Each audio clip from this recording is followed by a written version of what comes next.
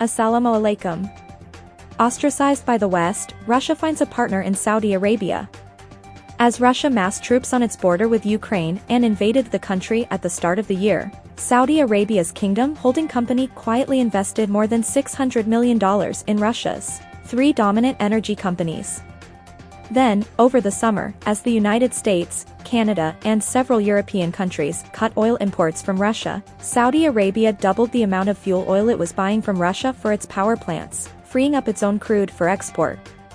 And, this month, Russia and Saudi Arabia steered the Organization of the Petroleum Exporting Countries and its allied producers to reduce output targets in an effort to prop up global oil prices, which were falling, a decision that should increase the oil profits of both nations.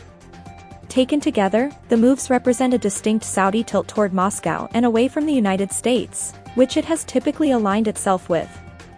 The Saudi position falls short of an outright political alliance between Crown Prince Mohammed bin Salman of Saudi Arabia and President Vladimir V. Putin of Russia, but the two leaders have established an arrangement that benefits both sides.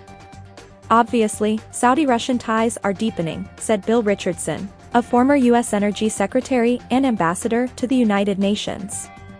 By working more closely with Russia, the Saudis are effectively making it more difficult for the United States and the European Union to isolate Mr. Putin. As Europe gets ready to greatly reduce how much oil it imports from Russia, Saudi Arabia and countries like China and India are stepping in as buyers of last resort. After oil prices collapsed in late 2014 and 2015, Moscow and Riyadh collaborated to prevent U.S. companies from dominating the global energy market. In 2016, Russia and Saudi Arabia agreed to expand the oil cartel, creating OPEC+. Their partnership has proved enduring with the exception of a brief falling out in early 2020, when the start of the coronavirus pandemic led to a collapse in oil prices and the two countries disagreed on what to do. Saudi-Russian relations have historically been multifaceted and have only rarely aligned completely.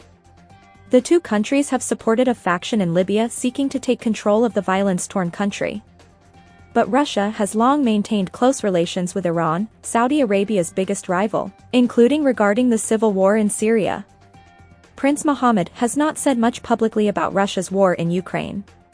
But at the United Nations in March, Saudi Arabia joined an overwhelming majority of countries in voting for a resolution that denounced the invasion. The kingdom has also increased oil sales to Europe, replacing some of the oil that countries there once purchased from Russia. From the Saudi standpoint, they certainly don't want to get themselves in the middle of a Western-Russian dispute, said Helima Croft, the head of global commodity strategy at RBC Capital Markets. But that reluctance should not be mistaken for neutrality, other experts said. I think MBS wants to play in the big leagues, and whatever gives him that opportunity, he'll be opportunistic about it, said Robert W. Jordan, who was the ambassador to Saudi Arabia in the George W. Bush administration.